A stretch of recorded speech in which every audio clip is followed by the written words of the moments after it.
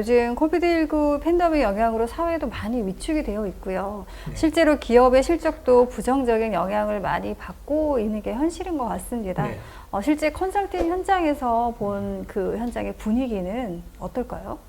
네, 말씀하신 것처럼 코비드19의 영향으로 실물 경제 자체가 많이 위축되어 있고요. 특히 아직 자생력이 없는 중소기업의 경우는 더욱 힘든 시기를 겪고 있습니다. 그래서 요즘 중소기업 대표님들의 공통적인 고민은 이 위기를 어떻게 잘 버텨낼 수 있을까에 대한 부분들이 대부분인 것 같습니다. 요즘 중소기업 그 대표님들은 기업의 성장보다는 어떻게 하면은 잘 견뎌낼까 하는 게 이제 기업의 목표가 된 것 같은데요.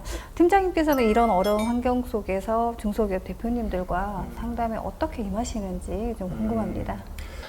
네. 저는 예년과 마찬가지로 3월 말 전후로 법인세 신고를 앞두고 있는 기존 고객사들을 대상으로 애뉴얼 리뷰를 실시를 하고 있습니다.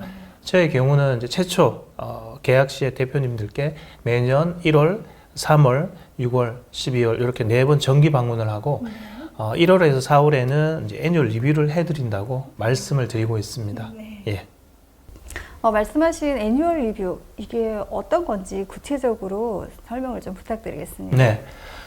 매년 2월에서 4월경 중소기업 결산 업무에 대한 가이드라인의 제공, 기업의 수익성, 안정성, 생산성, 활동성 등 주요 재무 비율 분석, 비상장 주식, 가치평가 추정치, 미처분 이익 인저금 활용 등 중소기업 대표님들이 궁금해하는 기업 재무 전반에 대한 브리핑을 해드리고 있습니다.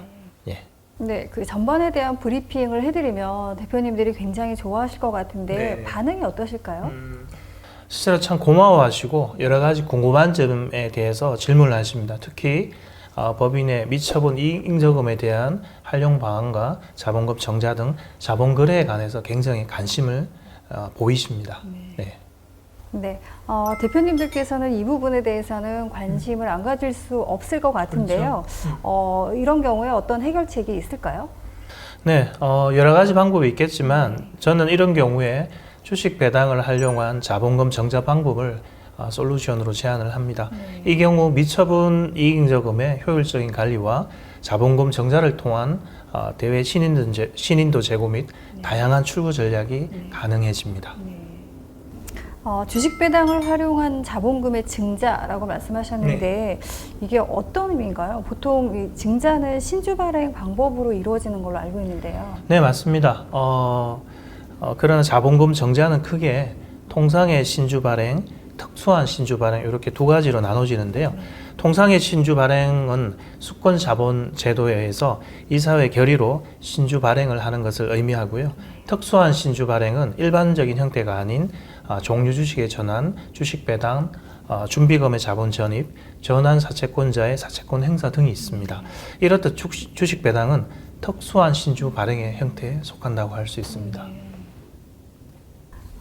말씀하신 내용이 조금 어렵거든요. 예. 이 주식 배당을 활용한 자본금 증자와 관련해서 조금만 구체적으로 설명을 좀 부탁드리겠습니다. 네, 내용이 조금 생소하죠. 네. 제가 다시 쉽게 설명을 해드리겠습니다. 재무상태표는 크게 자산, 부채, 자본 항목으로 구성되어 있는데요. 그중 자본 항목은 자본금, 자본잉저금, 이익잉저금, 기타 포괄 손익 누계액, 자본 조정의 세부 항목으로 나뉘는데요. 이익잉저금 항목 중에 미처분 이익잉저금을 주식 배당의 형태로 빼서 다시 자본금으로 투입해주는 것을 말합니다. 결과적으로 순자산의 증가 없이 자본금만 늘어나게 하는 효과를 가져다 준다고 할 수 있습니다. 이 경우에 신규 외부 작업 유입이 없으므로 주식 배당에 따른 배당 소득세, 자본 등록세 외에는 특별히 다른 세금은 없습니다. 근데 그 주식 배당을 통한 자본금의 증자가 어떻게 이익 잉여금을 효율적으로 관리하고 또 다양한 출구 전략이 가능하다는 건지 좀 궁금하거든요. 네.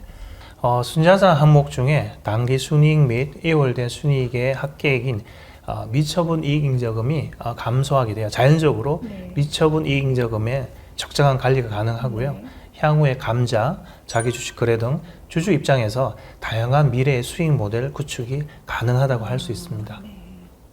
중소기업 대표님들 입장에서는 참 좋은 솔루션인데요. 이 주식 배당을 통한 자본금 증자를 실시하기 위해서 혹시 어떤 특별한 조건이 있을까요? 네, 먼저 주식 배당을 통한 자본금 증자는 미처분 이익저금의 2분의 1을 사내 유보금으로 남겨둬야 하기 때문에 적정한 정도의 미처분 이익저금이 있어야 하고요. 또한 주주들의 균등권을 보장하기 위해서 비상장 주식의 액면가 및 균등 배당의 방식으로만 진행이 가능하다고 할 수 있습니다. 예. 좀 꺼다로운 면이 있네요. 그러면 이렇게 전체적인 절차에 대해서 설명을 좀 부탁드리겠습니다. 네, 우선 기업의 정관의 이익 배당과 중간 배당 규정을 점검해서 이익 배당이 주식으로 가능하도록 보완하고요.